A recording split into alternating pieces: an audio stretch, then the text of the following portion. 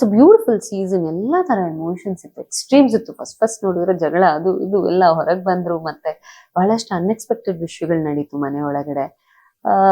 But for me, Gautami perception ಅಲ್ಲಿ ನೋಡಿದಾಗ, ನಾನು ಹಿಂತಿರುಗಿ ನೋಡಿದಾಗ ಹೊರಗಡೆ ಬಂದಿರೋದ್ರಿಂದ it's beautiful journey with lots of emotions. ಹತ್ತಿದೀವಿ, ಜಗಳ ಆಡಿದೀವಿ, ಬೈಕೊಂಡಿದೀವಿ, ಇನ್ನೊಂದೇ ಏನೇ ಆದ್ರೂ that is Bigg Boss, that is journey. ಮನೆ ಒಳಗೆ ಹೆಂಗಿದ್ನೋ ಹಾಗೇ ಇರ್ತೀನಿ ನಾನು.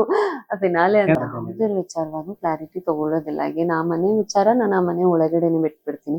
ಅದನ್ನ ಯೋಚನೆ ಮಾಡಿ ನಾನು ಸ್ಟ್ರೆಸ್ ತಗೊಳ್ಳೋದಿಲ್ಲ, ಅಥವಾ ಅವ್ರ ಹತ್ರ ಹೋಗಿ ಅದನ್ನ ಪ್ರಶ್ನೆ ಮಾಡಿ ಆರ್ಗ್ಯುಮೆಂಟು ನಾನು ಮಾಡೋದಿಲ್ಲ.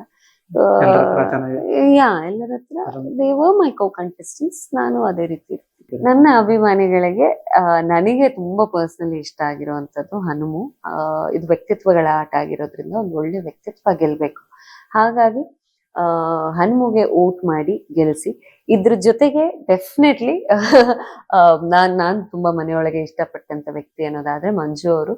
ತುಂಬಾ ಒಳ್ಳೆ ಮನ್ಸಿರುವಂತ ವ್ಯಕ್ತಿತ್ವ. ಹೌದು, ಇದು ವ್ಯಕ್ತಿತ್ವಗಳ ಆಟ. ಹನುಮಗ್ ಒಳ್ಳೆ ವ್ಯಕ್ತಿತ್ವ ಇದೆ, ಗೆಲ್ಬೇಕು. ಮಂಜು ಅವ್ರಿಗಿಲ್ಲ ಅಂತಲ್ಲ, ಅವ್ರಿಗೆ ತುಂಬಾ ಒಳ್ಳೆ ಮನ್ಸಿದೆ.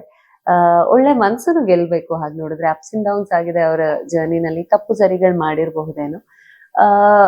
ಬಟ್ ನನಗೆ ಪರ್ಸನಲಿ ಇವರಿಬ್ಬರಿಗೆ ನಾನ್ ಸಪೋರ್ಟ್ ಮಾಡೋದಕ್ಕೆ ಇಷ್ಟಪಡ್ತೀನಿ, ಹನುಮ ಮತ್ತೆ ಮಂಜು. ಬೇರೆಯವರು ಎಲ್ಲರೂ ಒಳ್ಳೆ ಕಂಟೆಸ್ಟೆಂಟ್ಸೆ, ಬಟ್ ನಾನು ಎಲ್ರಿಗೂ ಸಪೋರ್ಟ್ ಮಾಡಿದ್ರೆ 6 ಪ್ರೈಸ್ ಇಲ್ವಲ್ಲ ಅಲ್ಲಿ. 2 ವಿನ್ನರ್ ಅಂಡ್ ರನ್ನರ್. ಇಬ್ರಲ್ಲಿ ಇಲ್ಲ, ಹನುಮು ಗೆಲ್ಬೇಕು, ರನ್ನರ್ ಮಂಜು ಅವ್ರಾಗ್ಬೇಕು. ನಿಜ ತುಂಬಾ ಅಲ್ಲಿವರೆಗೂ ಹೋಗಿರೋದೇ ತುಂಬಾ ಖುಷಿ ಇದೆ ನಂಗೆ, ಇಲ್ಲ ಅಂತಲ್ಲ. ಬಟ್ ಈ 2 ವಿಷಯನೂ ಆಗ್ಬಿಟ್ರೆ ತುಂಬಾ ಖುಷಿ ಆಗುತ್ತೆ. ಒಂದೊಳ್ಳೆ ವ್ಯಕ್ತಿತ್ವ ಗೆದ್ದಿದೆ ಅನ್ನೋದಕ್ಕೆ ಹನುಮು ಗೆದ್ರಂತೂ ಕಂಪ್ಲೀಟೆಡ್. ತುಂಬಾ ಖುಷಿ ಆಗುತ್ತೆ. ಇಲ್ಲ ವಾಟ್ ಕಮ್ಸ್ ತಗೋಬೇಕು ಅಂತ ಇದ್ದೀನಿ.